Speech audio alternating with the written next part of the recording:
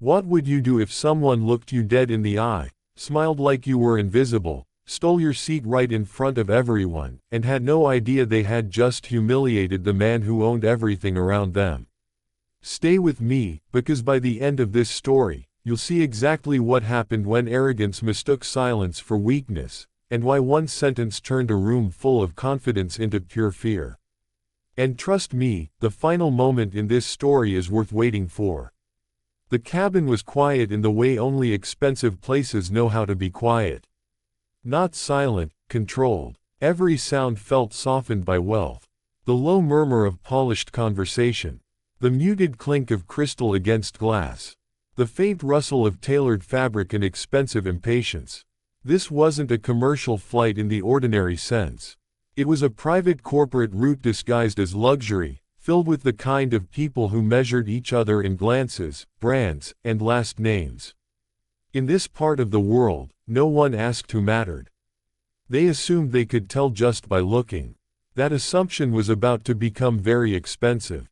He boarded without announcement, and somehow that made him stand out more. No assistant rushing ahead, no performance, no loud phone call designed to be overheard. Just a black man in a dark tailored suit, calm in the way powerful people often are when they no longer need to prove anything. He looked to be in his early 40s, maybe younger, the kind of age where discipline had replaced ego. His suit was precise, his watch understated but impossible to miss if you knew what you were looking at, and his expression carried the kind of stillness that made people either trust him instantly, or underestimate him completely. He moved down the aisle with the quiet certainty of someone who belonged anywhere he chose to stand. Not flashy, not warm, just composed, the kind of composure that made noise around him feel unnecessary. He glanced once at the boarding pass in his hand, stopped beside a first-class window seat, and placed his leather bag down with measured ease. And that was when he noticed her. She was already in his seat. Not confused, not mistaken, comfortable. One leg crossed over the other. Designer heels, cream silk, diamond bracelet catching the cabin light just enough to announce itself. She looked like the kind of woman who had spent a lifetime being accommodated before she ever had to ask. Elegant in the way old money tries to look effortless. Polished in the way entitlement often mistakes for grace. She did not look up immediately when he stopped beside her. That was the first signal. She had noticed him. She had simply decided he was not important enough to acknowledge on time. When she finally lifted her eyes, her smile appeared first. It was the kind of smile people use when they are already certain they are about to get their way. She looked him over once, quickly, clinically, dismissively. Not long enough to study him. Just long enough to judge him. Her gaze moved across the suit, paused for half a second, and then settled into the calm superiority of someone who had already decided what kind of man he must be. And in that moment, before either of them had said a word, she made the mistake that was going to cost her everything. Because she didn't see a man returning to his seat. She saw someone she believed could be moved. She smiled again, softer this time, and adjusted herself more comfortably into the leather like she was doing him the courtesy of making this easy. Then she said the words that made the entire story possible. "I think you're in the wrong section." He looked at her. Just looked. No confusion. No irritation, no embarrassment, no instinct to explain himself to a stranger who had mistaken confidence for permission. His eyes moved once to the seat number, then back to her face, calm and unreadable. And somehow, that silence unsettled the air more than if he had argued. Because most people rush to defend themselves when they've been challenged in public. He didn't. He simply stood there, still enough to make her certainty do all the talking for him. And she mistook that silence for weakness. That was her second mistake. She smiled wider, now with the faint amusement of someone preparing to embarrass him politely. The kind of embarrassment rich people prefer, clean, quiet, and public. The kind that lets everyone watching pretend cruelty is just etiquette. And all around them, people began to notice. Not enough to stare, just enough to listen, because in places like this, Humiliation is never loud at first. It begins with posture, with tone, with who assumes they belong, and who is expected to explain why they do. And standing there beside the seat with one hand resting lightly on the leather, calm enough to make everyone else uncomfortable, he gave her one more chance to correct herself. He said nothing, and she took that as permission to go further. With that said, thanks for watching, and until next time. She leaned back like she owned the air around her. Not aggressively, not openly. That would have been too obvious. Too crude for a woman who had spent her life learning how to make disrespect sound elegant. No, the cruelty in her voice came dressed in polish. It came smiling. It came with perfect posture and the kind of tone that made humiliation sound like good manners. "You must be looking for economy," she said, lightly enough for the people nearest to hear, and softly enough for them to pretend they hadn't. A few faces turned, not fully, just enough. That was how these moments worked in places like this. Nobody wanted to be seen watching. But everyone watched. Wealth taught people many things. One of them was how to witness humiliation without ever appearing involved in it. He remained still. No flash of anger. No embarrassed correction. No defensive smile. He simply stood there with the same unreadable expression, one hand resting on the top of the seat, as if he were giving her all the time in the world to hear herself clearly. And that calm, the complete absence of reaction, did something strange to the room. It didn't diffuse the tension. It sharpened it, because confidence under pressure is easy to fake for a moment. But this was something else. He didn't look insulted. He didn't look rattled. If anything, he looked patient. And patience, in moments like these, can feel more dangerous than anger. The woman noticed it too. Not consciously. Not yet. But something in his stillness made her smile tighten by half a degree. It was small, nearly invisible, the kind of change only someone watching very closely would catch. So she did what people like her always do when grace fails to produce submission. She escalated. She turned just enough to catch the attention of a passing flight attendant, lifting two fingers in the effortless gesture of someone accustomed to immediate service. The attendant approached with the polished professionalism expensive environments require. Neutral smile, measured posture, controlled warmth. "Yes, ma'am." The woman gestured lightly in his direction, not looking at him now, as though speaking about him rather than to him was already enough to establish rank. "I think there's been a mix-up," she said. "He seems to be confused about where he's seated." There it was. Smooth, casual. Designed to sound helpful, and cruel enough that everyone understood exactly what she meant. A few nearby passengers lowered their voices. One man glanced over the top of his glasses. Another pretended to review something on his tablet while listening more carefully than before. Across the aisle, someone paused with a champagne glass halfway to their mouth. The room had shifted. It was no longer private. Now it was theater. And she was certain she controlled the script. The flight attendant turned toward him with the practiced expression of someone about to solve a small inconvenience before it became visible enough to matter. Her eyes moved to his face, then to the boarding pass in his hand. And then something almost imperceptible happened. A pause. Tiny. Brief. Barely there. But real. She looked at the pass. Then looked at him again. Something in her expression changed, not enough for most people to catch, but enough to matter.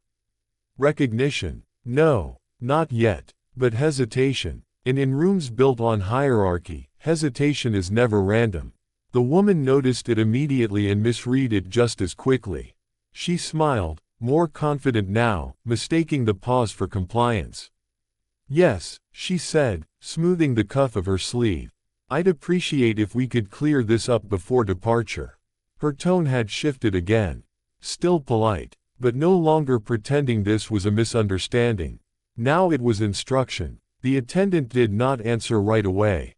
That pause stretched half a second too long.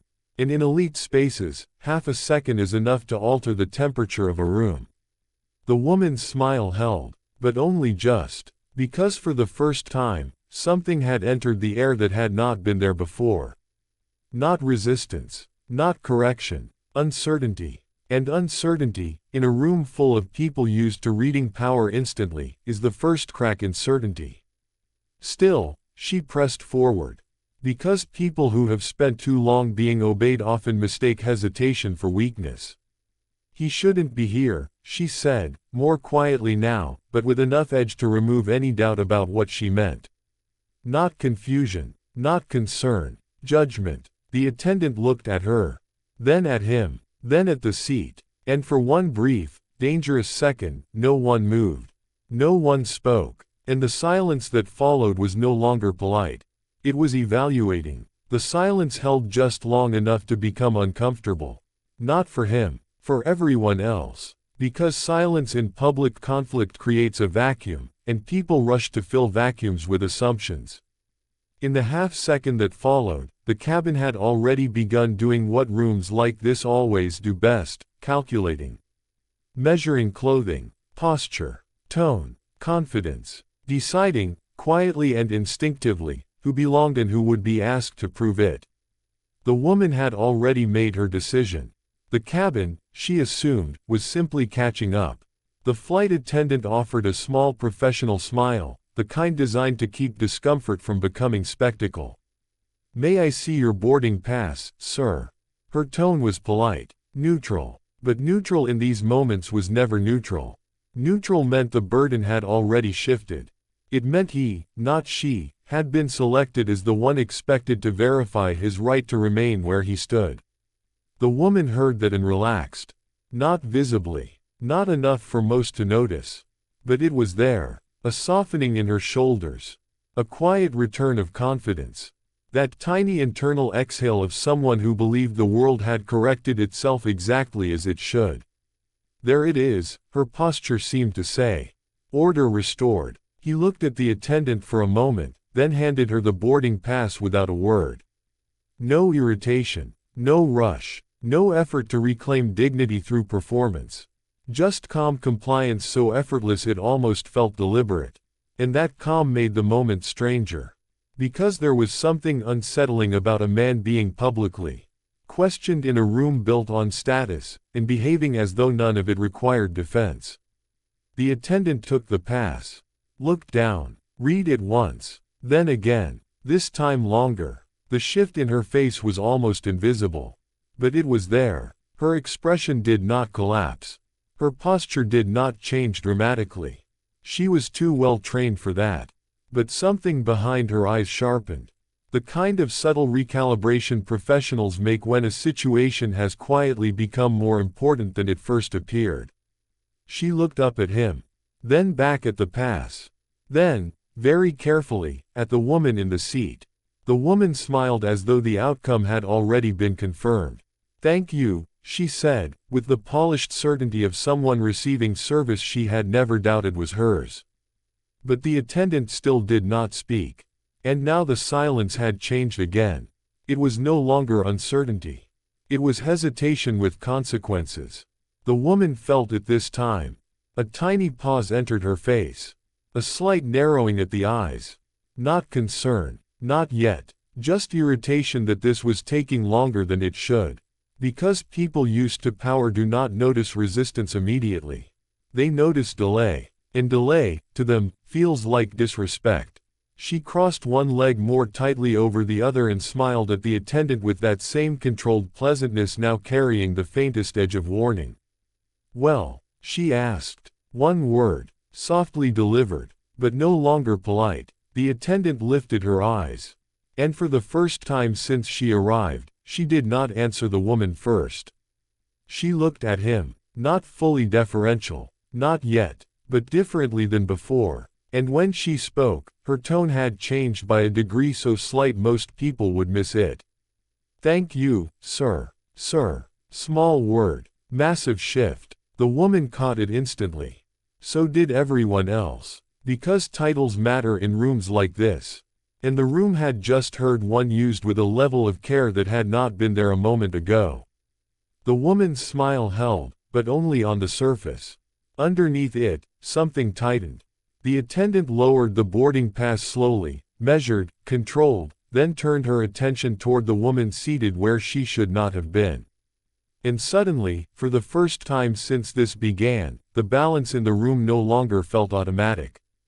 The woman felt it before she understood it. That was the first real fracture. Not in the room, in her. Because power, real or performed, depends on continuity. It depends on the assumption that the world will keep responding the way it always has. That authority will remain frictionless. That status, once asserted, will be accepted without delay. And for the first time in a very long time, the sequence had broken.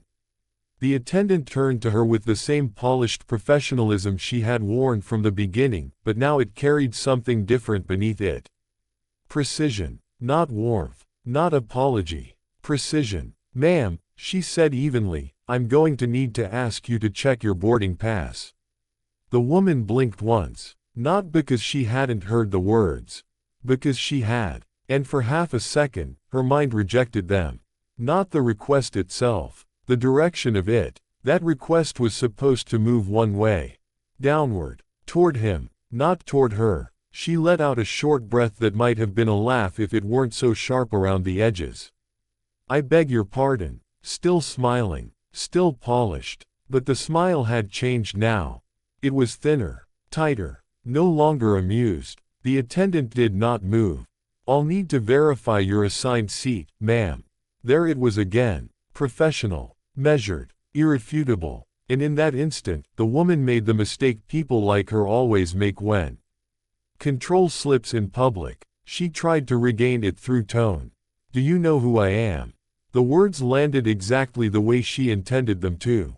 Not loudly. Not dramatically. Just quietly enough to signal what kind of woman she believed herself to be.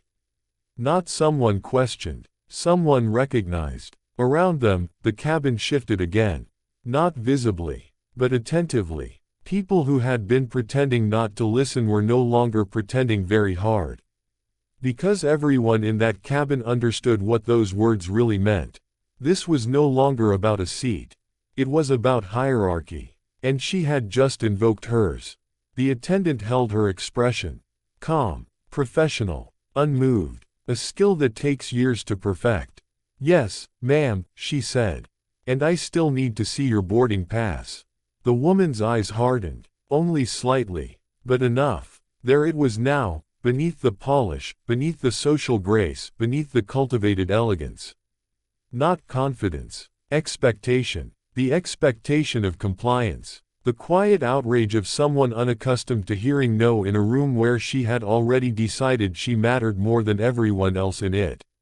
She uncrossed her legs slowly, deliberately, as if the act itself were a concession no one in the room had earned.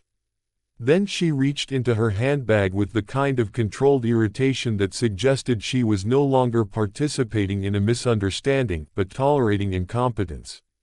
She handed over her boarding pass with 2 fingers.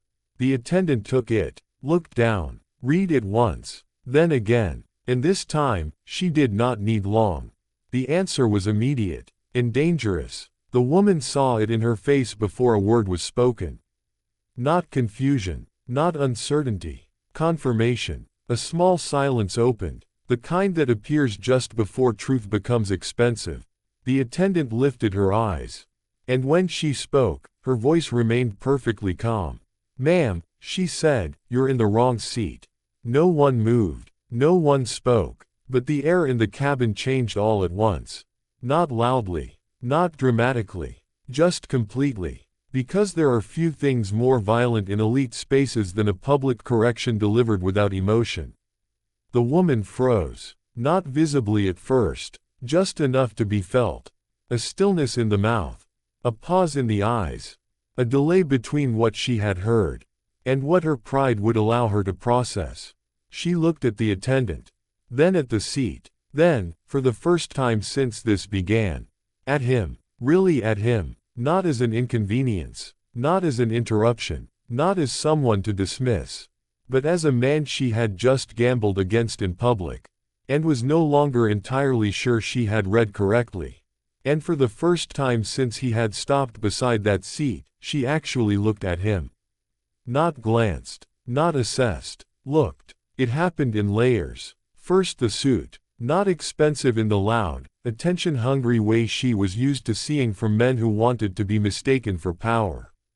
No visible branding. No desperate signals. Just precision. Tailored so cleanly it didn't need to announce cost to be understood by anyone qualified to notice it. Then the watch. Understated. Slim. Quiet. The kind of watch that never needed to sparkle because the people who recognized it did not ask prices out loud. Then the shoes. Then the posture. And finally, the face. Still calm. Still unreadable. Still entirely untouched by everything she had just tried to do to him. That was the part that unsettled her. Not anger. Not humiliation. The absence of both. Because men embarrassed in public tend to react. They defend themselves. They over-explain. They smile too tightly. They rush to reclaim dignity in whatever way the room will allow. He had done none of it. He had simply let her continue. And now, for the first time, she was beginning to understand that silence had not been uncertainty.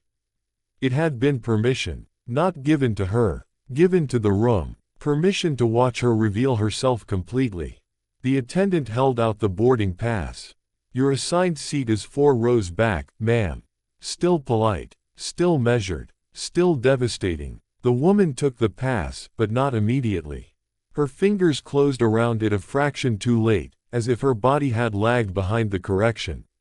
She smiled again, though now it looked less like confidence and more like instinct, something rehearsed and automatic, deployed because she had not yet decided what else to do with her face. I see, she said. But she did not move. That mattered. Because there is a very specific kind of arrogance reserved for people who believe being wrong and being corrected are two entirely different things. She had been proven wrong. She had not yet accepted correction. Her eyes moved to him again. This time longer. Measuring. Recalculating. Trying to understand what she had missed. And because pride can survive error only by inventing a more flattering explanation for it, she reached for the first one available. Her smile returned, thinner now, more deliberate. Well, she said, smoothing the front of her sleeve, this is clearly just an unfortunate misunderstanding. The room heard what she was trying to do. Not apologize. Reframe. A misunderstanding implied mutual confusion. An accident. An equal mistake shared politely between strangers. But there had been nothing mutual about what she had done. And everyone in the cabin knew it. Still, she continued, because people who have spent too long insulated by wealth often believe control can always be recovered if they speak confidently enough. I assumed there had been a seating error, she said, now finally looking at him with something closer to forced civility. These things happen. There it was. The first retreat. Not from the act. From accountability. She was trying to downgrade humiliation into inconvenience. Trying to smooth over insult before it hardened into memory. Trying to convert public disrespect into a harmless misunderstanding everyone would feel socially obligated to forgive. He looked at her, and for the first time, there was the faintest shift in his expression. Not anger. Not satisfaction. Recognition. As if he had finally decided she had revealed enough to be understood clearly. And still, he said nothing. That silence struck her harder now than the correction had. Because silence after exposure is different than silence before it. Before, it had allowed her to continue. Now, it forced her to sit inside what she had already shown everyone. The attendant stepped aside slightly, creating the kind of space polite people create when they expect someone to correct themselves without needing to be told twice. But the woman remained seated. And that was when the room understood something she still did not. She thought the worst part had already happened. It hadn't. She had mistaken being corrected for being finished. The mistake most people make in moments like that is believing humiliation ends the moment the truth is spoken. It doesn't. Humiliation begins the moment the room has enough information to reinterpret everything that came before it. And now the cabin was reinterpreting her in real time. The woman could feel it. Not because anyone said anything. Because no one did. That was the cruelty of elite silence. No raised voices. No open judgment. Just the quiet recalculation of everyone who had watched her speak with certainty, and now had to decide what her certainty had been worth. She still hadn't moved. That mattered more with every passing second. Because now remaining seated was no longer about confusion. It was defiance, a refusal to yield quickly enough to preserve dignity. And in rooms built on status, the longer correction is resisted, the more expensive it becomes. She rose slowly, too slowly, every movement polished, controlled, deliberate, as if she could still reclaim authority by making compliance look voluntary. But it was already too late for that. The moment had moved beyond logistics. Everyone in the cabin understood that now. This was no longer about whether she was in the wrong seat. It was about whether she knew how to survive being wrong in public. She stood, gathered her handbag, adjusted the sleeve of her silk blouse, and turned toward him with the kind of smile people use when they are trying to erase what has already happened by behaving as though it was never significant. "My mistake," she said. And again, it was almost elegant. Almost. But not quite. Because the words were correct. The tone was not. There was no humility in it. No ownership. No recognition of insult. Just the thinnest possible version of concession required to remain socially presentable. She was not apologizing. She was managing optics. He took his seat without acknowledging the performance. That hurt her more than if he had corrected her. He did not nod, did not smile, did not grant her the social mercy of pretending her recovery had worked. He simply sat down with the same calm he had worn from the beginning, adjusted his cuff once, and looked out toward the cabin window as though the matter had already become too small to hold his attention. That was the first true humiliation.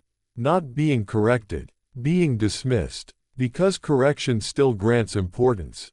Dismissal does not. A subtle shift moved through the cabin. Tiny, but undeniable. People who had been pretending not to watch now looked away too quickly.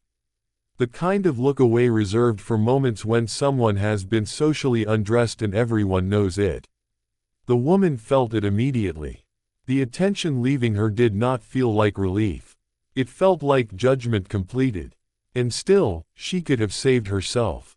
Barely. A real apology, clean, direct, immediate, might still have contained the damage. Not erased it, contained it. But pride is expensive, and hers had never been taught restraint. So instead of stepping back and walking to the seat she had actually been assigned, she paused. Turned, and made one final attempt to reclaim the room. She let out a soft laugh. Small enough to sound casual. Sharp enough to cut. "Well," she said, just loud enough for those nearest to hear, "you could have simply said something." There it was. One sentence. One final reach for control. One last attempt to shift responsibility onto the man she had just publicly insulted. To imply that her arrogance had not been the problem. His silence had. And that was the moment the room changed again. Because now it was no longer merely clear that she had been wrong. Now it was clear she intended to make being wrong someone else's fault. The cabin did not react outwardly. But the temperature shifted. Subtly, permanently, and for the first time since this began, he turned his head and looked at her not like a man who had been inconvenienced, but like a man deciding whether she had just made herself memorable. That look changed something in her immediately. It wasn't dramatic. He didn't raise his voice, didn't harden his expression, didn't perform outrage or authority. He simply looked at her fully, and for the first time since she had spoken, she felt what everyone else in the room had started sensing long before she did. He had not been tolerating her. He had been assessing her. That realization landed all at once, and the effect was subtle but devastating. Something in her posture tightened, not enough for anyone to call it fear, but enough to register as loss of control. Because there is a difference between humiliating someone in public and realizing too late that they allowed it. The cabin felt it too. Not the details, the shift, Until now, the room had been watching a familiar social ritual: status asserted, hierarchy tested, correction delivered. It was uncomfortable, but recognizable. Safe in the way elite cruelty often feels safe to those accustomed to watching it from a distance. But this was different. Now the room was beginning to understand there had been another layer to the exchange from the beginning. He had never once behaved like a man trying to hold his place. He had behaved like a man deciding whether hers was worth taking. That distinction settled into the air like pressure. The woman felt it and tried, instinctively, to outrun it. She let out another short laugh, this one thinner than the first. "I'm only saying," she added, adjusting her handbag onto her shoulder, "all of this could have been avoided. It was a mistake to keep speaking. A bigger one to keep speaking to him as though the room had not already shifted." Because every word she offered now no longer sounded confident. It sounded defensive. And defensiveness, in spaces built on dominance, is the first visible sign of decline.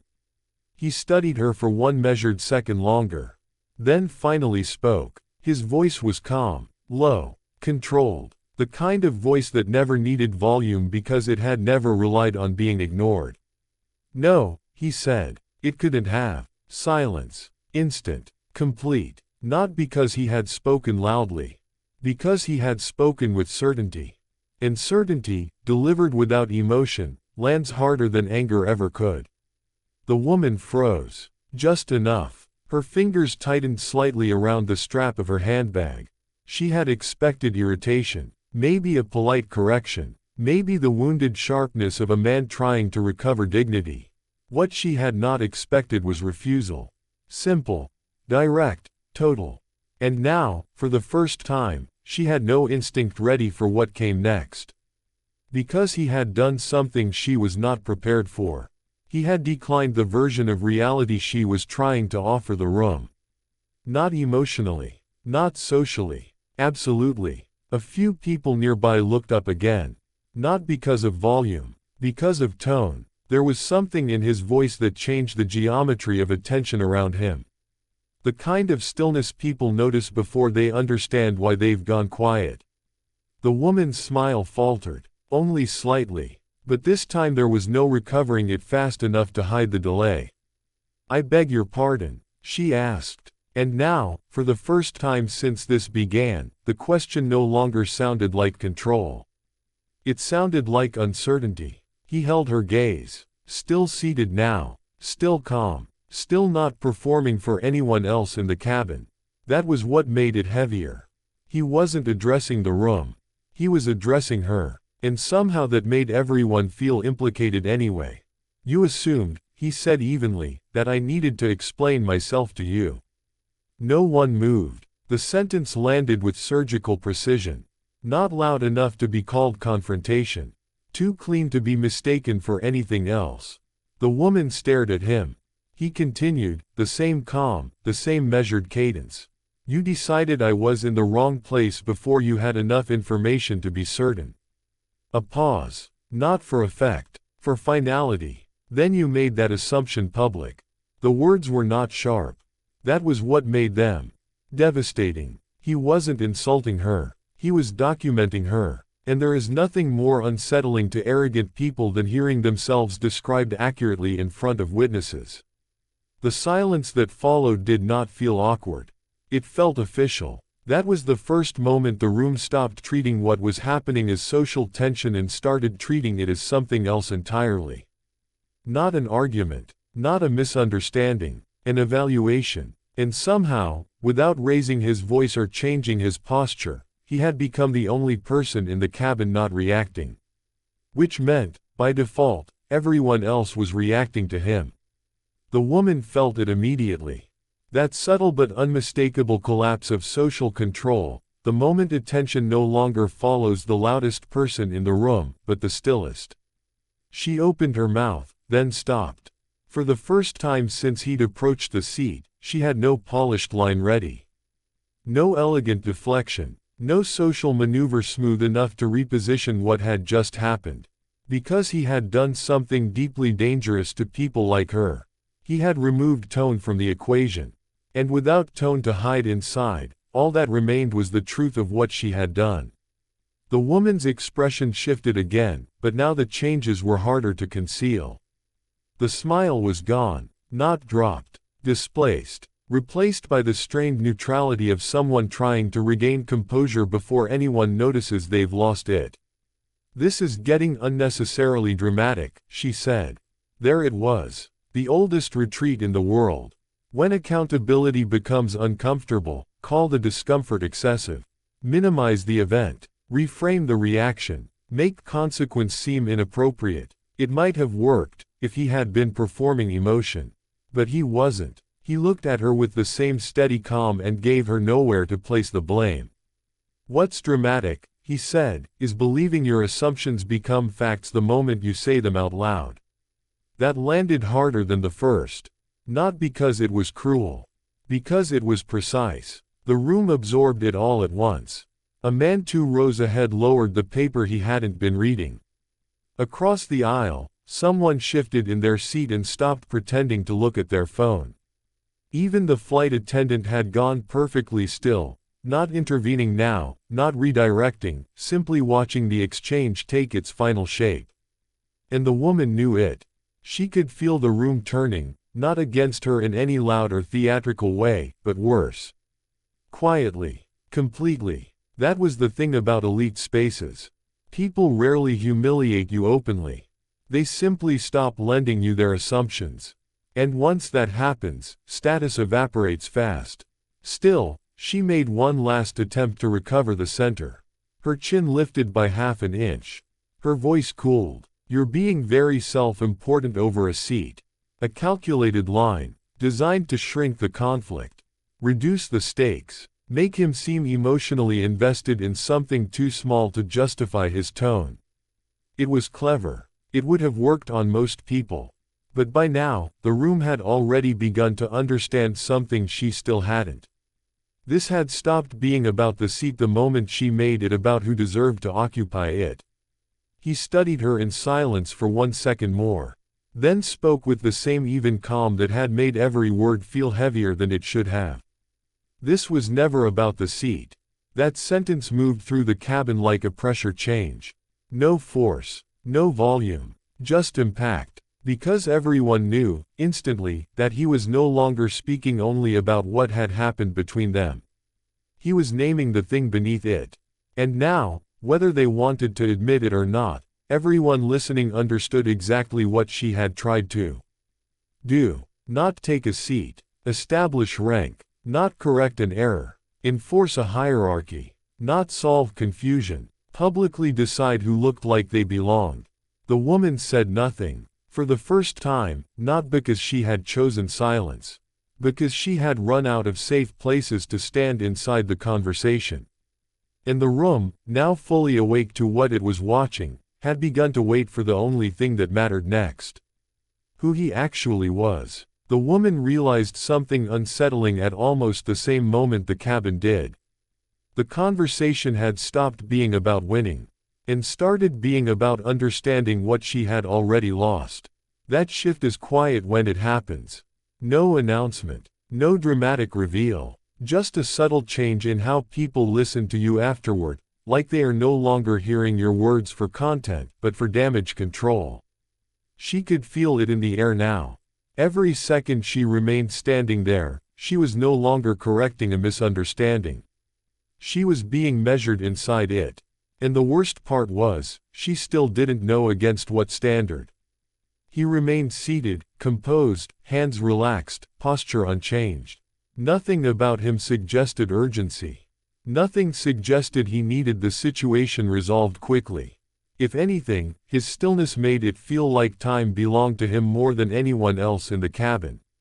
That was what made it start to feel wrong in a deeper way. Not what he said, what he didn't need to say. The woman tried to speak again, but this time the words didn't come with their usual certainty. They arrived slower, as if her mind was negotiating permission to use them. "You're clearly trying to turn this into something it isn't," she said. But even she could hear it now. It didn't sound like authority anymore. It sounded like denial. A man in the row behind shifted slightly, then stopped himself.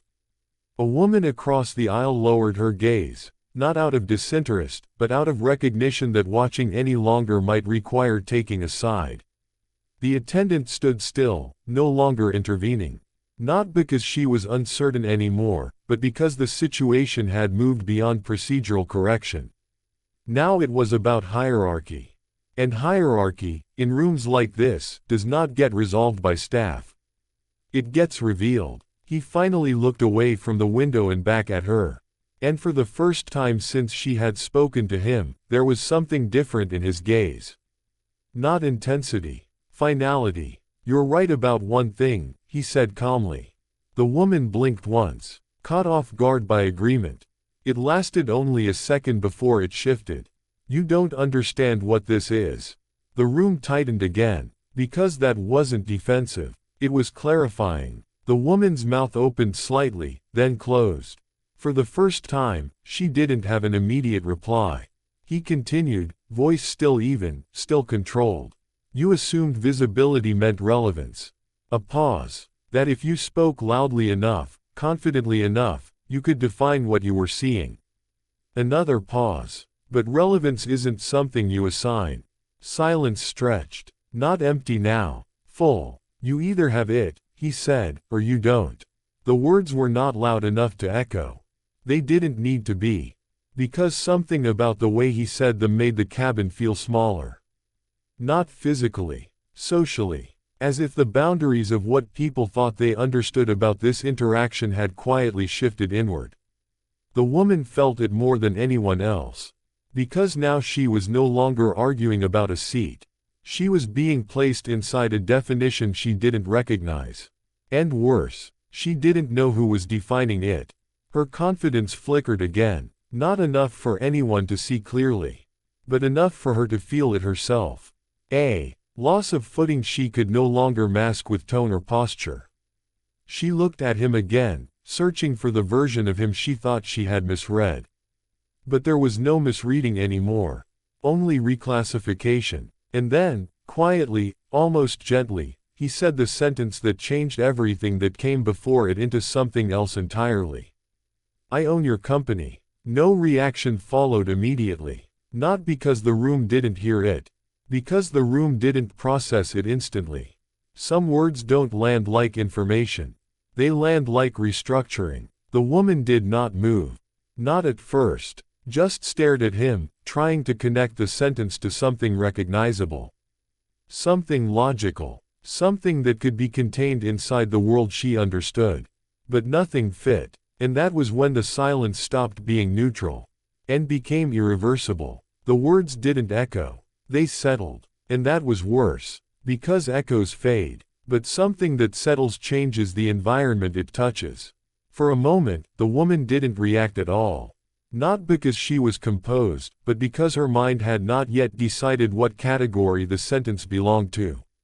Threat, joke, bluff, misunderstanding, none of them fit cleanly. And when people can't categorize information, they delay belief. That delay was visible in her face now. A slight tightening around the eyes. A pause too long between breath and response. A quiet recalibration happening behind her expression as she searched for a version of reality where what she had just heard could not possibly be true. Around her, the cabin was no longer pretending not to listen. No one was looking openly anymore. But everyone was fully present. Because the moment something shifts from social discomfort to structural implication, attention becomes involuntary. The flight attendant didn't move. She didn't intervene. She didn't clarify. Because by now, intervention would mean choosing a side in something that had stopped being a seating issue entirely. The woman finally laughed. It was small, controlled, carefully placed. The kind of laugh used when reality is rejected before it is allowed to settle. She began, then stopped, searching for a softer framing. "That's not possible." A simple sentence. But it revealed everything. She wasn't evaluating the claim. She was protecting her worldview. Because if what he said was even remotely true, then every assumption she had made in the last 10 minutes didn't just become wrong. It became costly. He didn't react to her disbelief. That silence again, not empty, intentional. And that was what made it begin to tilt. Because the room was now watching her disbelief against his certainty. And certainty, when unshaken, is persuasive in a way emotion never is. She turned slightly toward the attendant, as if seeking external correction. "This is ridiculous," she said, now more firmly. "You can't just..." But she stopped mid-sentence. Because the attendant wasn't looking at her anymore. She was looking at him. And that detail landed harder than anything said so far. The woman felt it immediately.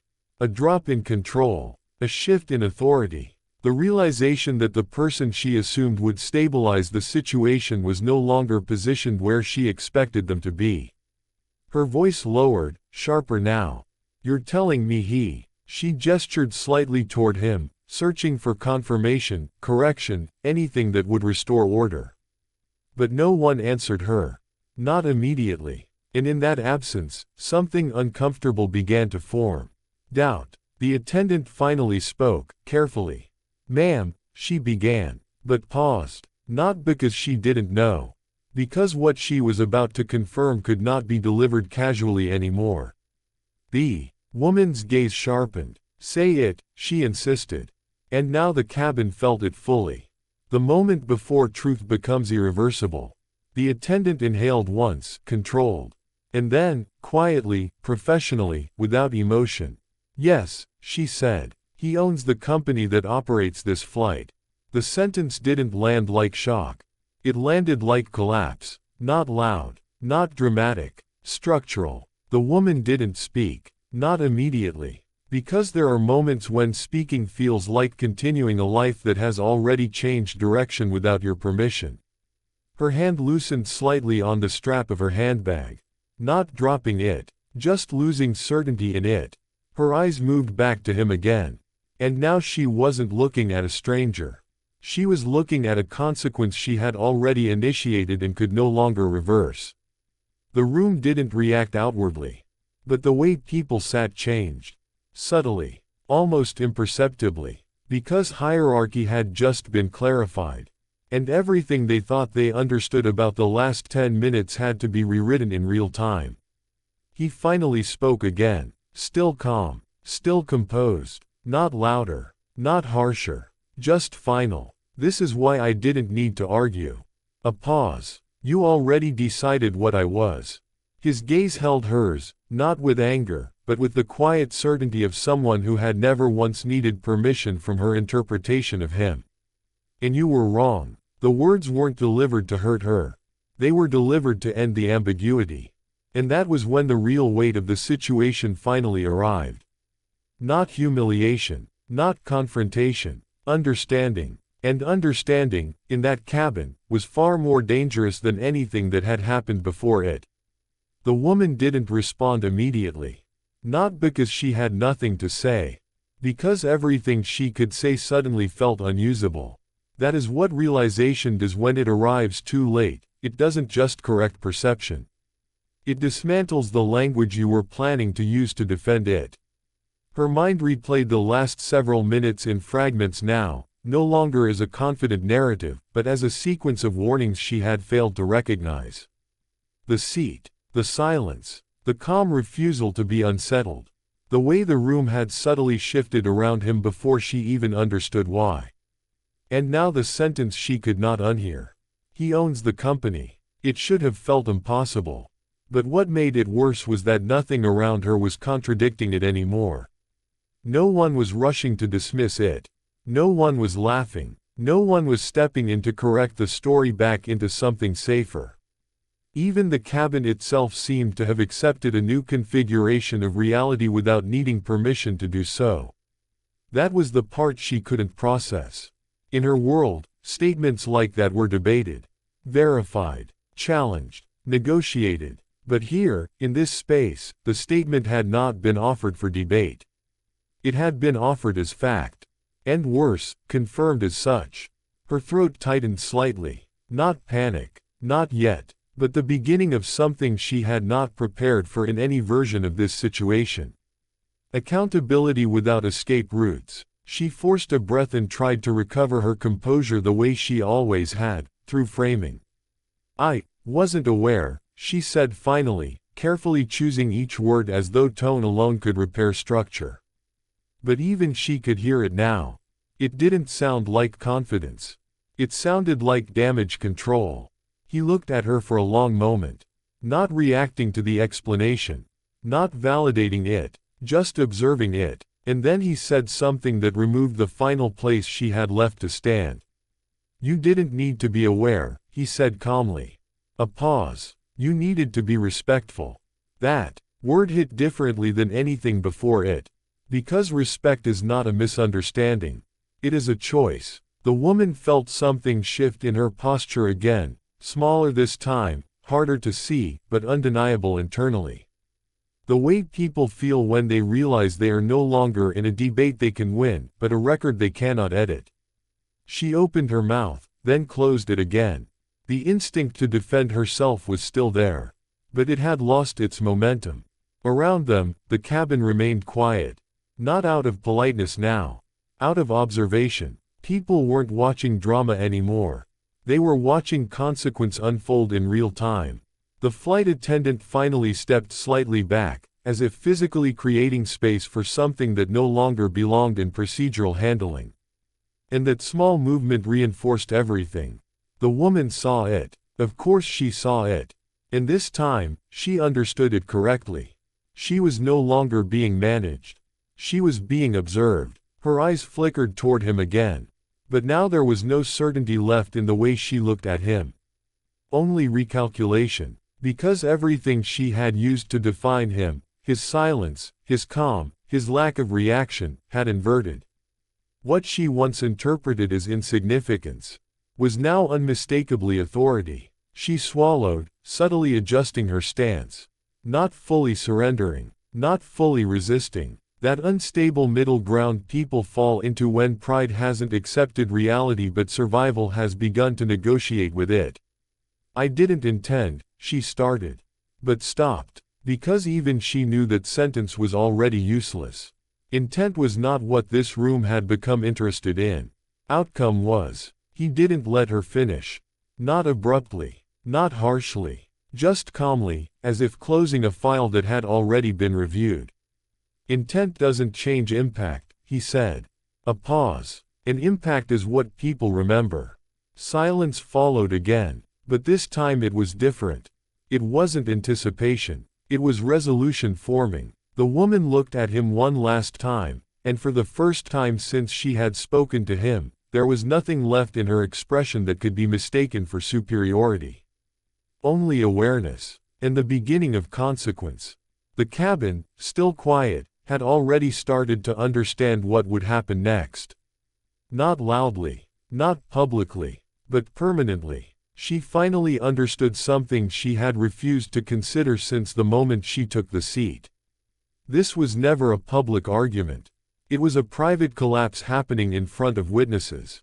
And the witnesses mattered, not because they would intervene, because they would remember. The woman slowly adjusted her grip on her handbag again, but this time the motion lacked its earlier elegance. It was no longer a gesture of control.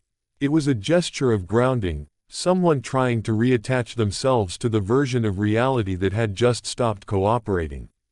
Her eyes flicked briefly around the cabin. People were no longer staring openly. But no one had returned to what they were doing either. Every person in that space now understood something simple. They had witnessed a moment that would not stay confined to the cabin. And that awareness created a new kind of stillness. He remained seated, unmoved, not triumphant, not emotional, just present in a way that made everything around him feel slightly misaligned, as if the room itself had been corrected and everyone else was now adjusting to the new angle. The woman exhaled slowly. This time, the breath was not performative. It was controlled effort. "I think there's been a misunderstanding of tone," she said carefully. Even she knew it was weak as she said it. But pride doesn't retreat cleanly. It tries to leave through side doors. He looked at her again. Not longer. Not harder. Just enough. And that was enough to stop her mid-thought. "There is no misunderstanding," he said. A pause. "You tried to assert authority where you had none."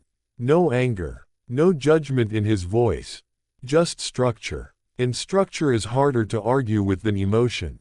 The words didn't feel like an attack. They felt like classification. She shifted slightly on her feet. The room felt smaller now, though no one had moved. Because space changes when authority is clarified. And she was no longer the reference point. He was. She tried again, weaker this time. "I didn't know who you were." A final attempt. A shield made of ignorance. But he didn't accept it. "Exactly," he said. The simplicity of it made the statement heavier than anything before it. A pause followed. Then he added, calmly, "And you still chose to speak as if you did." That was the break. Not visible, not loud, but final. The woman's expression tightened for a fraction of a second, then settled into something more restrained. Not acceptance. Not yet. But containment. The emotional equivalent of holding something fragile together until it could be set down somewhere private. Around them, the cabin had fully transitioned now, from curiosity to awareness.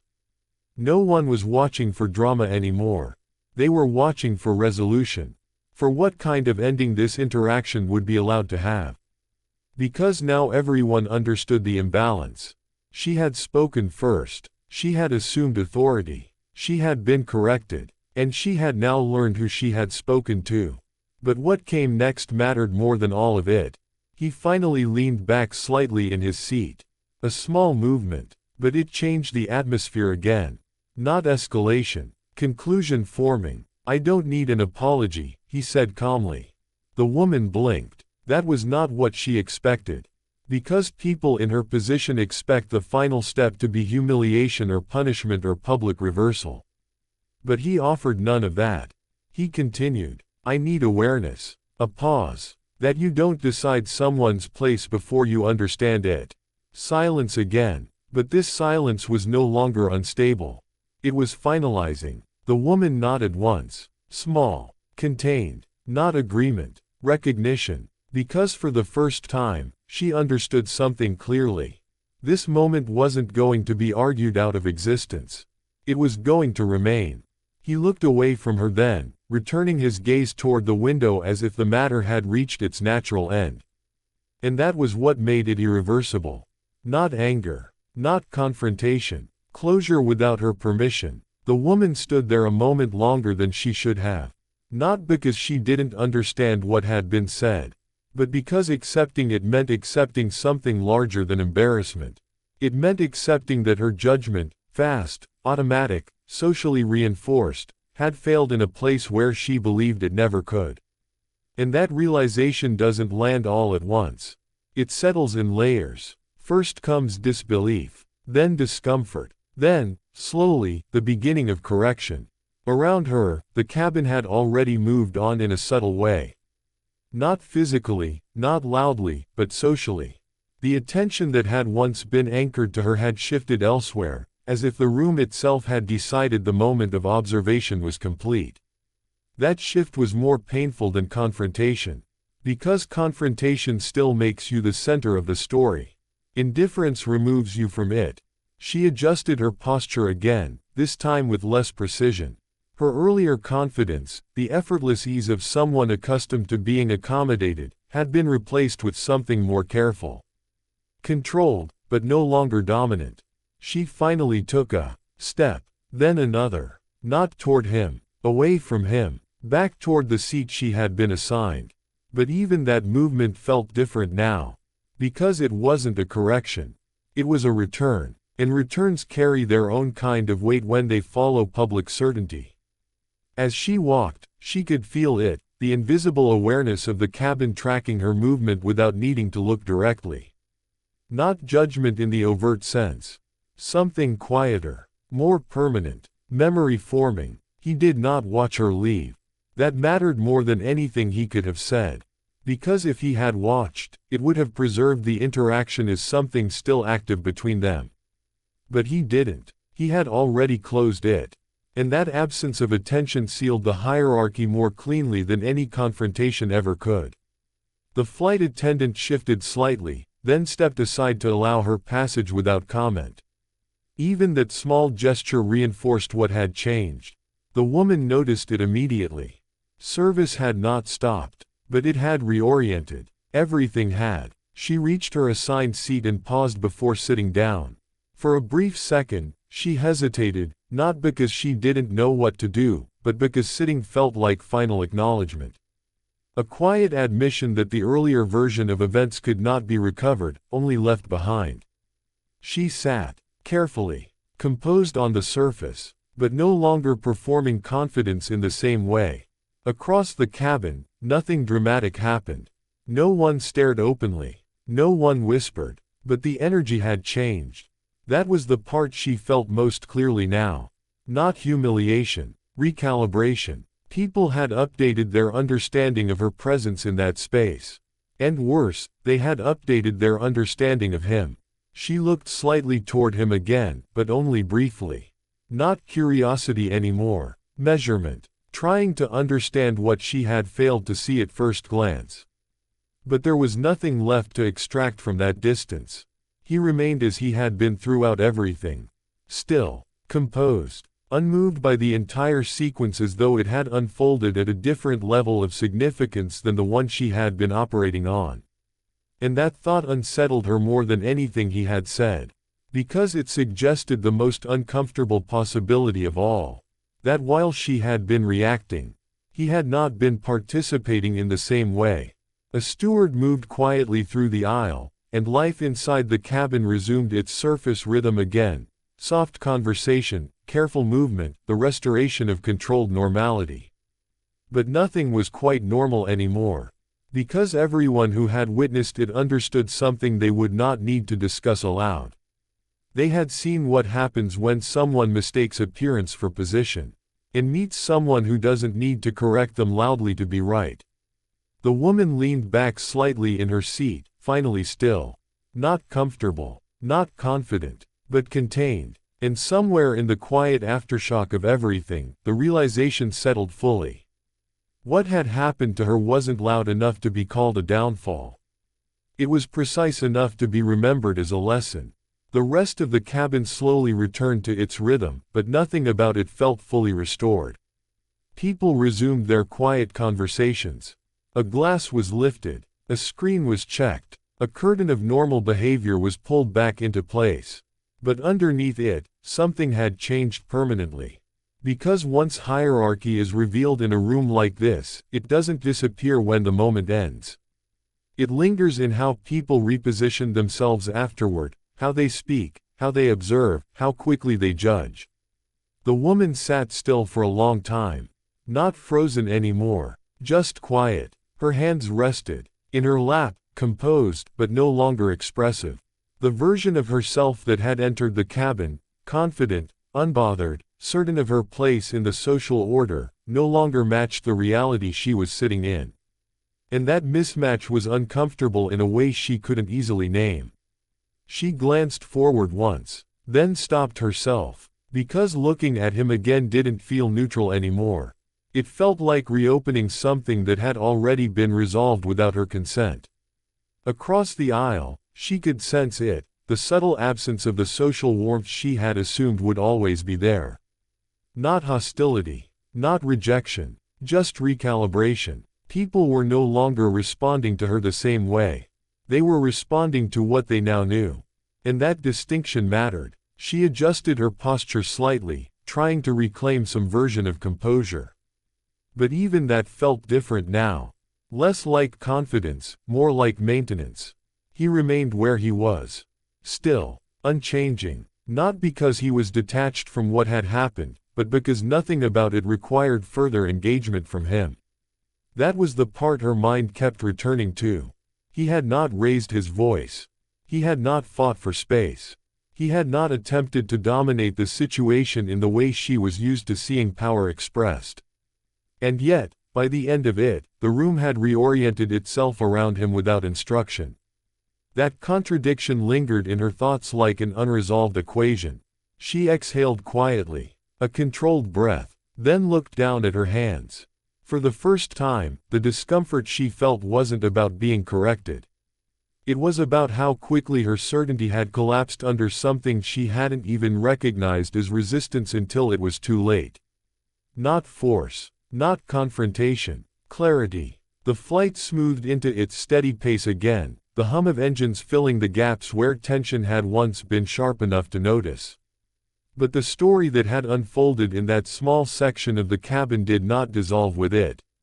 It stayed, not as drama, not as spectacle, but as a quiet internal record in everyone who had witnessed it. And in that record, one detail stood out above everything else. Not that she had been wrong. People are wrong all the time. But that she had been certain. Certain enough to act publicly. Certain enough to assign identity without verification. Certain enough to believe she could define someone before understanding them. And that certainty had not protected her. It had exposed her. She shifted again, slightly, as if trying to physically move out of that realization. But it followed her anyway. Because some moments don't end when they are corrected. They end when they are understood. And she was only just beginning to understand what had actually happened in front of her. The remainder of the flight carried on in a strange duality. On the surface, everything was normal. But underneath, nothing was. The kind of normal that is carefully reconstructed after something breaks in public is never truly seamless. It is assembled, maintained, managed, and everyone in that cabin was now participating in that maintenance, whether they realized it or not. The woman remained seated, composed outwardly, but quieter than before. Not withdrawn in an emotional sense, more like recalibrated. The earlier certainty that had defined her presence in the space no longer had anywhere to attach itself. So it drifted, and in its place came something unfamiliar. Awareness. She kept her gaze lowered for longer stretches now, occasionally glancing forward but never holding it. Not because she was afraid of him in any direct sense, but because looking felt unnecessary. The situation had already been resolved without her continued involvement. That realization, oddly enough, was harder to process than the correction itself. Because correction still implies participation. This did not. Across the cabin, he remained exactly as he had been since the beginning.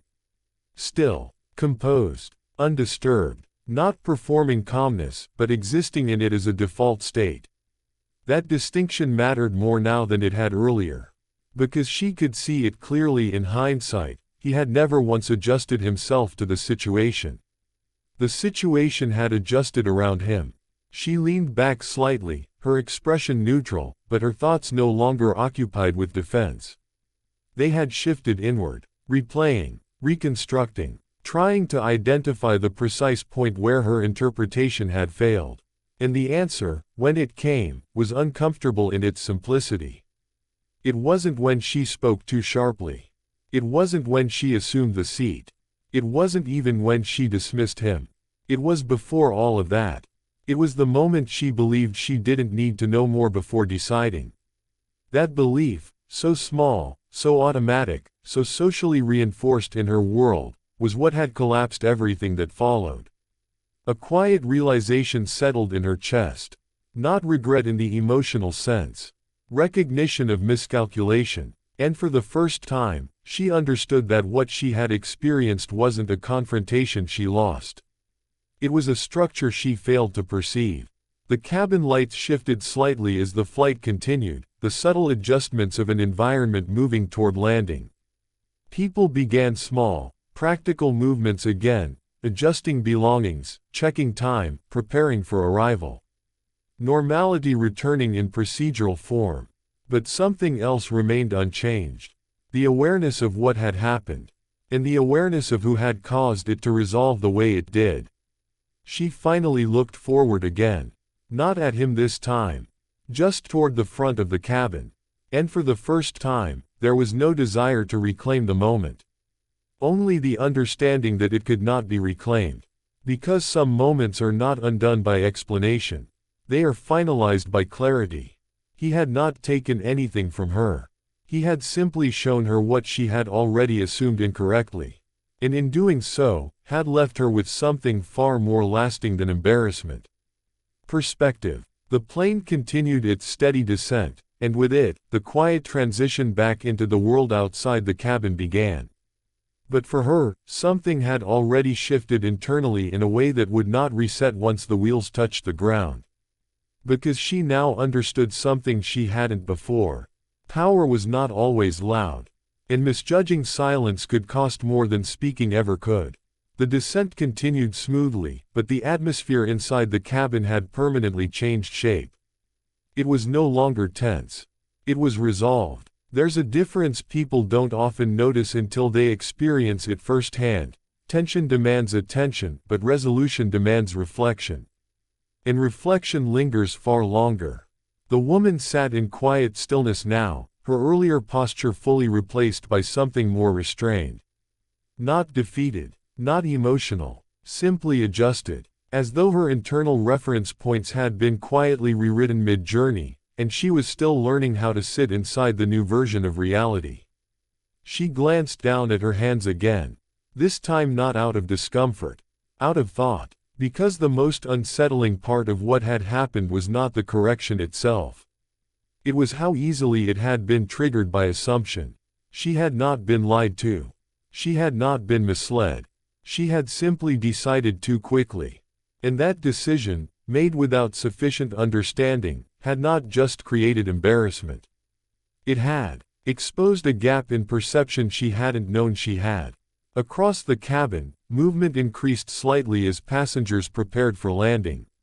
Seat belts were adjusted. Bags were checked. Subtle, ordinary motions returning life to its expected rhythm. But even in that return, nothing felt fully ordinary anymore. Because people do not forget the feeling of witnessing authority revealed without performance. Not force, not dominance, recognition. He remained seated as before, unchanged in posture or expression, as though the entire sequence had never required emotional participation from him at all. That, more than anything, stayed with her. Not what he said, not the words, but the absence of need behind them. No urgency to prove. No impulse to correct loudly. No visible investment in how others interpreted him. That kind of stability was unfamiliar to her, not because it was rare, but because she had never needed to notice it before. She had lived in environments where status was constantly signaled, constantly defended, constantly negotiated. And in those environments, silence is usually either weakness or concealment. She had assumed it would be one of those. It had been neither. The realization settled in slowly. Not as emotion, as recalibration. The plane leveled slightly as it approached its final approach, the cabin lighting steady and warm. People began preparing for arrival in quiet synchronization. She exhaled once, longer this time. Controlled, measured, and for the first time since she had entered the cabin, there was no attempt to reframe what had happened. No internal argument. No narrative adjustment, just acceptance of sequence, action, correction, understanding. She turned her head slightly, just enough to see the row ahead without directly focusing on him. He was still there, still composed, still unchanged, and somehow that absence of reaction felt more conclusive than anything else. Because it confirmed what she now understood. The interaction had never required escalation. It had only required accuracy. The cabin began its final approach announcement, the steady voice over the speakers signaling arrival. Bags shifted, bodies prepared, the world outside the aircraft drew closer. And with it, the return to environments where assumptions would again feel normal. But she knew, quietly now, that something in her approach would not return with her unchanged. Not dramatically, not visibly. But internally. Because once you realize you misread a room so completely, and that your misreading had consequences you didn't anticipate, you don't unlearn that easily. You just become slower to assume. And quieter before deciding. The wheels lowered, the aircraft aligned, and as the plane prepared to land, she finally understood the simplest truth of all. Nothing he had done required her humiliation. Only her assumption had. The wheels touched down with a smooth finality that felt almost symbolic. Not loud, not dramatic, just decisive. A landing rarely announces itself emotionally, but this one felt like closure being applied to a situation that had already resolved itself long before the aircraft reached the ground. Inside the cabin, the usual post-landing movement began, seatbelts unclipping, overhead compartments opening, quiet shifting of bags. The mechanical returned to routine. But emotionally, the cabin wasn't returning to anything. It was transitioning out of something it had already internalized. The woman remained seated for a moment longer than necessary. Not out of hesitation anymore. Out of processing. Because the most persistent aftereffect of the experience wasn't embarrassment. It was reinterpretation. She was no longer thinking about what happened in real time. She was reconstructing it from the end backward. And every step of that reconstruction pointed to the same uncomfortable conclusion. She had acted first, judged first, assumed first, and only then discovered she lacked the foundation to do so. That sequence could not be undone.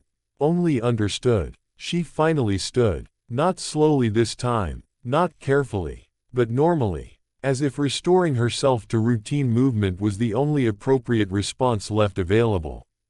She adjusted her handbag, smoothed her clothing, and looked forward, not toward him, not toward the incident, but toward the exit of the cabin. Because looking back now served no purpose. What had happened was no longer active. It was complete. He remained seated as others began to move around him, still composed, still unbothered by the shift in environment. There was no need for him to participate in the post-landing transition in any visible way beyond what was required. And that, in itself, was the final reminder. He had never been operating at the same emotional speed as the rest of the cabin. He had been observing it. The woman stepped into the aisle. And for the first time since this began, no one's attention followed her in the same way. Not because she had become invisible, but because she was no longer the focal point of understanding. That had already shifted. People were now moving around the memory of what had happened, not the moment itself. And memories, once formed in social environments like this, tend to settle quickly into quiet consensus. Not spoken, understood. As she moved forward, she felt it again, that subtle recalibration in how others oriented around her. Not rejection. Not judgment, adjustment. The difference was important. She was still seen. But now, she was seen differently. Not as someone who controlled the space, but as someone who had been corrected within it. And that distinction would remain longer than the flight itself. She reached the aisle exit and paused briefly, waiting for movement ahead to clear. For a fraction of a second, she considered turning back. Not to restart anything. Just to look once more. But she didn't, because she already understood what she would see. He would still be calm, still composed, still entirely unaffected by the emotional aftermath everyone else was carrying with them. And that realization made the final step easier. She exited the cabin, not dramatically, not rushed, just finished. Behind her, the aircraft continued its quiet disembarkation process. Passengers slowly returning to their lives, carrying with them different interpretations of the same moment. But for her, one understanding had already settled beyond doubt. She had not been defeated in conversation. She had been corrected in perception. And perception, once corrected, does not revert easily. It simply becomes how you see everything afterward. The terminal outside the aircraft felt louder than usual, even though nothing about it had changed. Announcements still echoed through the corridors. Wheels still rolled across polished floors. Conversations still layered over one another in the familiar rhythm of arrivals and departures. But for her, everything felt slightly misaligned. Not disrupted, just recalibrated, as if she was now noticing details she had always passed through without registering. She walked with steady pace, maintaining the outward composure she had always relied on in public spaces. The same posture, the same controlled expression, the same careful neutrality that suggested nothing had occurred worth remembering. And yet internally, something had already shifted its position. Not loudly, not emotionally dramatic, but structurally. Because the experience on the aircraft had not created a new feeling. It had removed an old assumption. And once an assumption is removed, everything built on top of it must adjust its weight distribution. She reached a quieter section of the terminal and slowed slightly. Not because she needed rest. Because she needed space to think without interruption. Her mind returned again, not to the confrontation itself, but to the sequence. That was what kept repeating. Sequence mattered more than emotion. She had entered believing recognition would define the environment. She had assumed visibility equaled authority. She had spoken first. She had judged quickly. She had escalated confidently. And at no point had she verified the foundation of what she believed she was responding to. That realization did not arrive as regret. It arrived as correction. And correction, unlike emotion, does not fade with distraction. It integrates. She exhaled slowly. In her world, she had always been used to environments where influence was distributed horizontally, where status interacted with status, and outcomes were shaped through negotiation, familiarity, and recognition. But what she had encountered was not that system. It was something else entirely. A system where recognition did not need to be earned in real time. It already existed, and she had not been part of its calculation. That was the part her mind returned to most. Not the correction, but the invisibility of her assumptions within his reality. She had spoken as though she could define him. And he had responded as though definition was unnecessary. Because it already existed somewhere she had no access to. Her phone vibrated briefly in her bag, pulling her attention outward again. She did not immediately check it. Instead, she remained still for a moment longer, letting the experience settle into its final shape. When she finally looked up again, her expression was composed. Not shaken, not emotional, but altered in a way that would not be visible to anyone who hadn't seen the sequence that created it. And that was perhaps the most important outcome of all.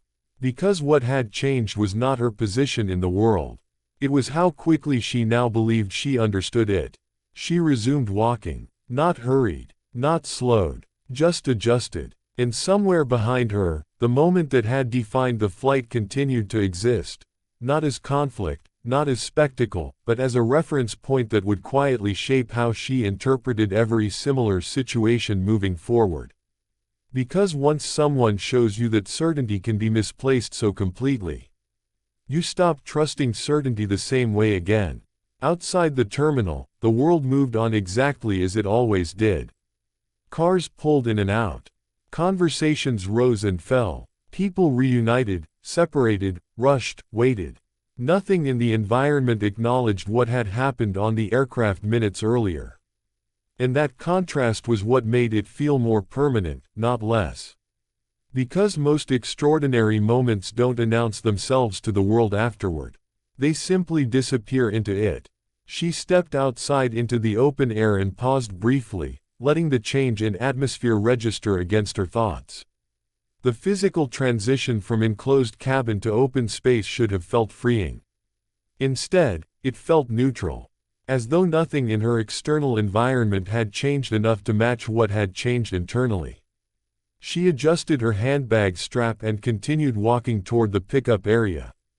Her posture remained composed. Her expression remained controlled. But her pace was no longer entirely unconscious. There was awareness in it now. Awareness of sequence. Awareness of interpretation. Awareness of how quickly certainty could form, and how quickly it could collapse when built on incomplete information. That awareness did not make her feel smaller. It made her feel slower. More deliberate. Less willing to finalize conclusions without verification. She stopped briefly near the curb, waiting for transport. And for the first time since the aircraft had landed, her thoughts did not return to what had been said. They returned to what had not been needed. There had been no argument. No escalation. No emotional defense. Only clarification. And that distinction mattered more than anything else. Because in her world, Disagreement usually meant negotiation. But what she had experienced had not been negotiation at all. It had been structure revealing itself. And she had not been part of its initial understanding. A vehicle arrived ahead, but she did not immediately move toward it. Instead, she remained still for a moment longer, letting the realization settle into something more stable than reflection. Not guilt, not embarrassment, just recalibration. Behind her, the terminal doors continued opening and closing, releasing passengers into the flow of arrivals. Life resumed its rhythm, but her internal reference points had already shifted. She would still operate in the same world she had always moved through. The same environments, the same people, the same expectations, but something fundamental had changed in how quickly she would now assign meaning to what she saw. Because she had learned, quietly, without spectacle, that confidence displayed outwardly is not always a reflection of position. And silence is not always absence. Sometimes it is confirmation of something you were not yet aware enough to recognize. She finally moved forward and entered the waiting vehicle. Not transformed, not diminished, but altered in a way that would not require acknowledgement from anyone else to remain permanent.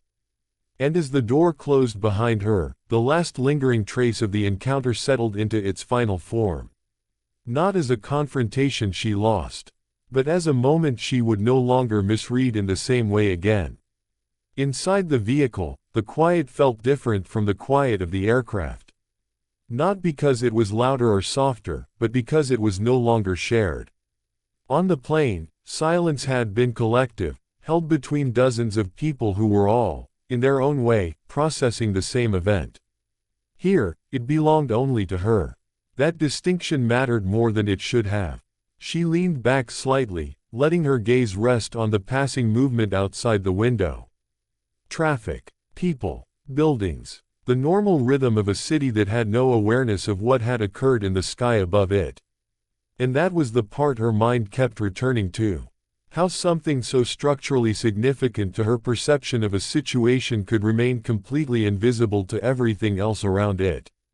The man's words replayed again, not as sound, but as structure. I own your company. Not loud, not emotional, final. She had initially resisted it, not because it was unbelievable in abstract terms, but because it disrupted the hierarchy she had instinctively built in the moment. And that instinct had been wrong.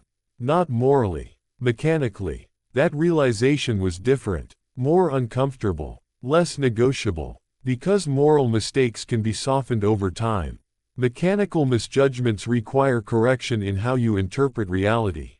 She exhaled slowly. Her thoughts now moved in a different direction than before, not toward justification, but toward reconstruction. If what he had said was accurate, then the entire interaction had not been an equal exchange of misunderstanding. It had been asymmetrical from the beginning, not because of aggression, but because of unseen context. And she had responded to that absence of context as though it were a vacuum she was entitled to fill. That, more than anything else, was what lingered. Not that she had been corrected, but that she had spoken into a space she did not fully understand and treated her interpretation as sufficient. The vehicle slowed slightly as it approached its destination, and she noticed it only faintly. Her attention was no longer anchored outward in the same way. It was processing inward, reorganizing assumptions, reclassifying confidence, re-evaluating the speed at which she assigned certainty to unfamiliar situations. When the car finally came to a stop, she did not immediately exit.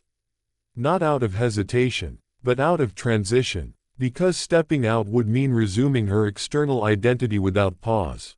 And internally, she was still integrating what that identity now needed to account for. After a moment, she reached for the door handle and stepped out into the light again. The world remained unchanged, but her interpretation of it had not. She walked forward with steady composure, but now with a subtle difference that would not have been visible to anyone unaware of the prior event. A slight reduction in assumption, a slight increase in observation, a quieter approach to certainty.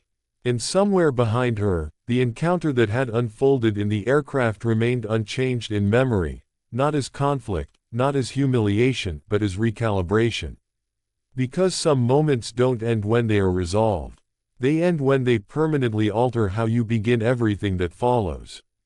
The building she entered later that day looked exactly like it always had. Glass, steel, clean symmetry, controlled lighting, the kind of corporate environment designed to project order before anyone even speaks. People moved through it with familiar efficiency, meetings, greetings, brief exchanges that carried weight only within the system they belonged to. But for her, something about the space felt slightly more transparent than usual. Not less important, just more readable, as if her mind had quietly adjusted the lens through which she interpreted authority.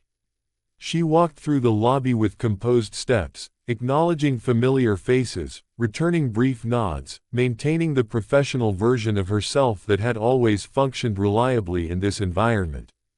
But beneath that surface, her awareness was no longer automatic. It was active. She noticed things she would have previously filtered out. The way people paused slightly before speaking to certain individuals. The way tone changed depending on proximity to status. The subtle hierarchy that existed not in structure alone, but in behavior. These things had always been present. She simply hadn't needed to consciously see them before. Now she did, and that changed how everything else felt.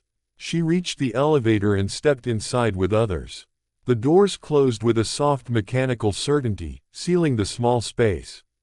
No one spoke, not because it was unusual, because it wasn't. But silence now carried more definition for her than it used to. She observed it differently, not as absence, but as alignment. People in enclosed spaces like this rarely break silence without reason. And reason, she now understood more clearly, often reflected hierarchy as much as it did personality. The elevator rose steadily. Floor numbers illuminated in sequence. She stood still, hands relaxed, expression neutral. But her thoughts were no longer drifting. They were organizing. Because the event from earlier was no longer an isolated memory. It was becoming a reference point. A calibration marker for how quickly she should form judgments in unfamiliar interactions. The doors opened. She stepped out. The corridor beyond was familiar, structured, predictable. And yet she moved through it differently than she would have before. Not cautiously. Not anxiously, but with added awareness. A slight delay between observation and conclusion. A pause where instinct used to act immediately. That pause was small, but it mattered, because it changed how she entered every interaction that followed. When she reached her office space, she stopped briefly at the doorway. Not because anything required attention, but because she noticed, for the first time, how often she used to enter spaces with conclusions already formed. About people, about tone, about intent, about position, and how rarely she had questioned the foundation of those conclusions in real time. She stepped inside, and the environment remained unchanged. But her relationship to interpretation had shifted.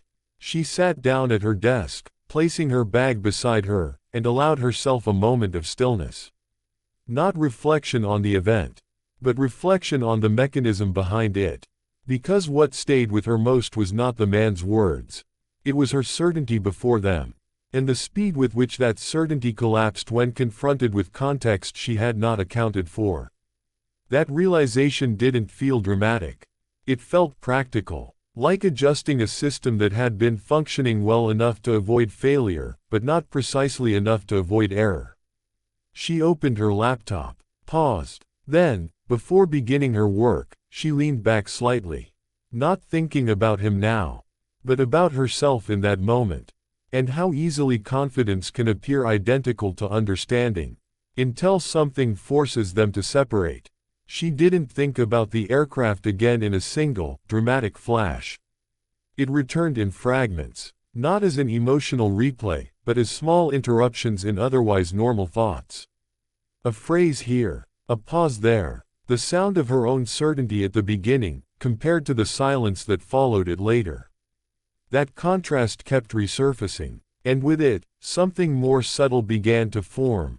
Not discomfort, not regret, but a kind of internal discipline. A revision in how quickly she allowed interpretation to harden into conclusion. Her work continued throughout the day, but her pace had changed slightly.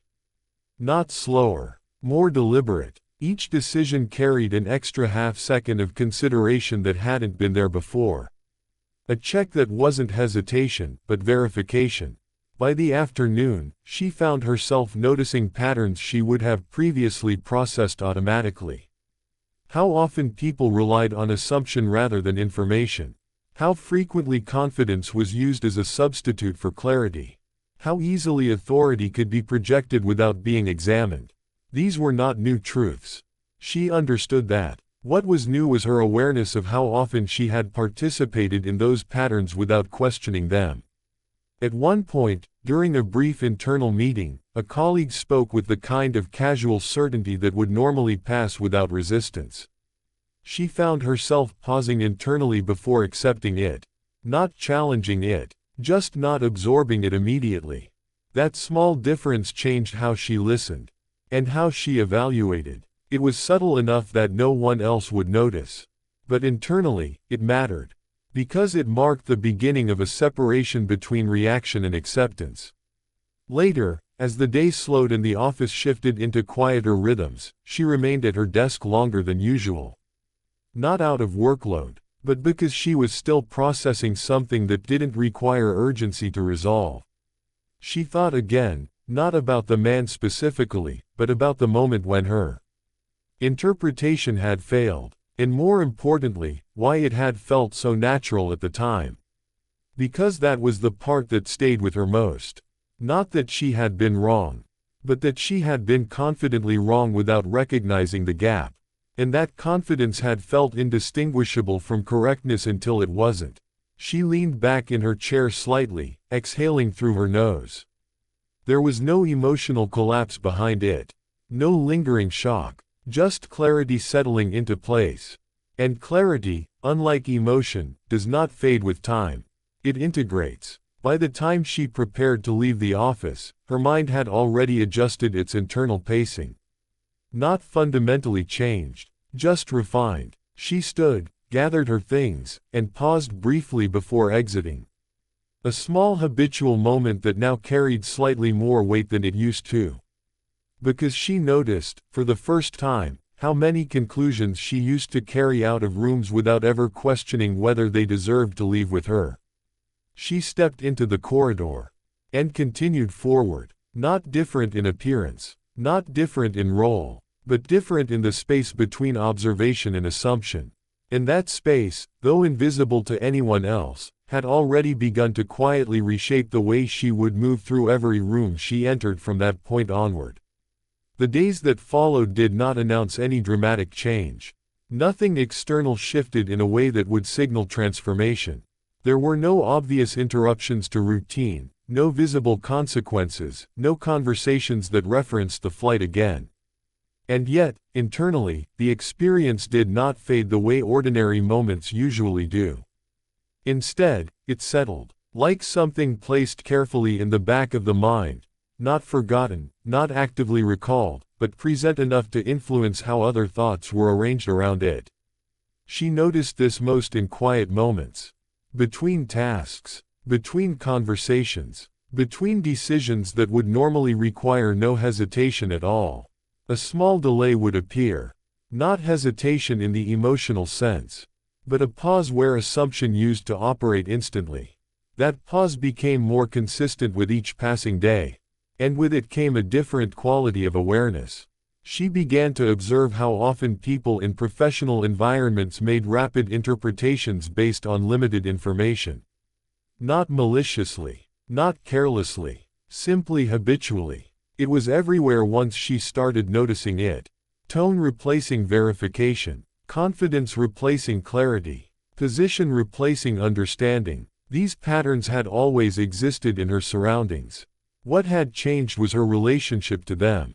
She no longer accepted them automatically.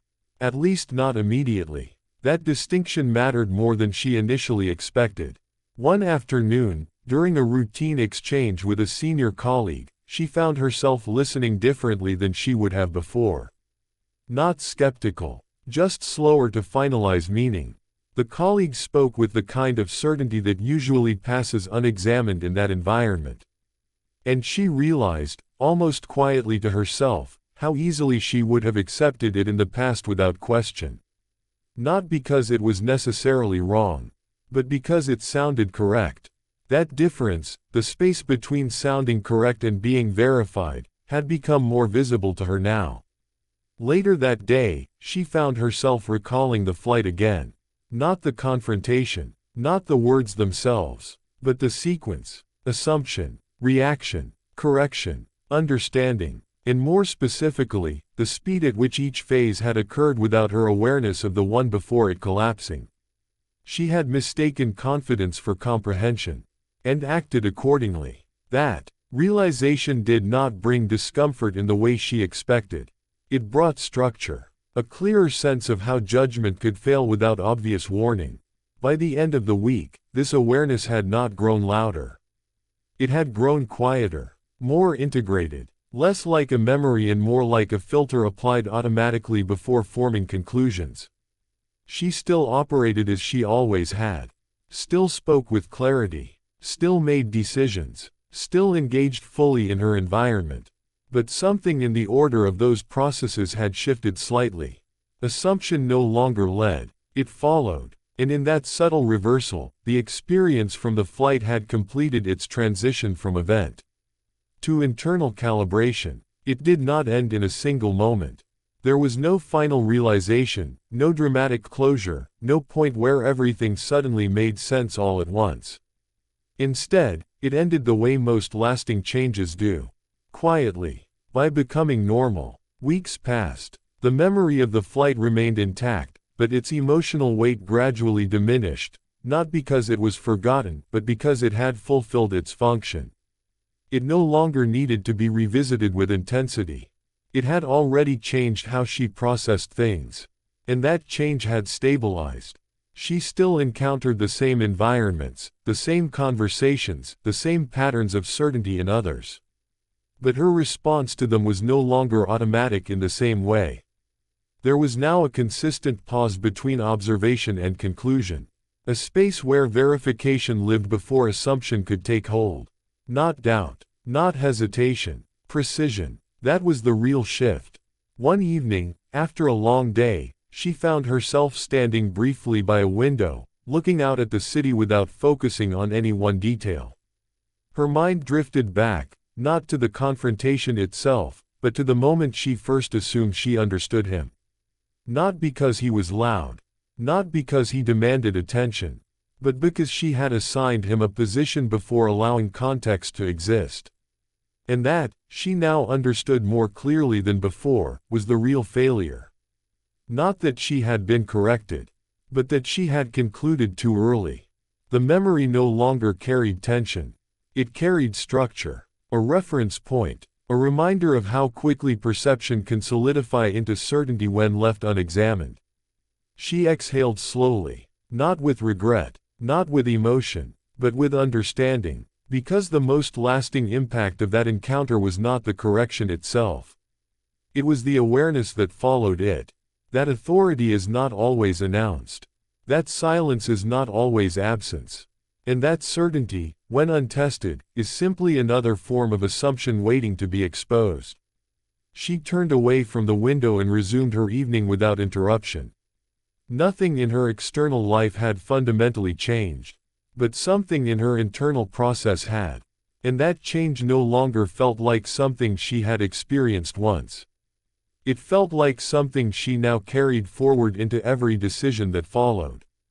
And in that quiet, invisible adjustment, the moment had finally reached its end.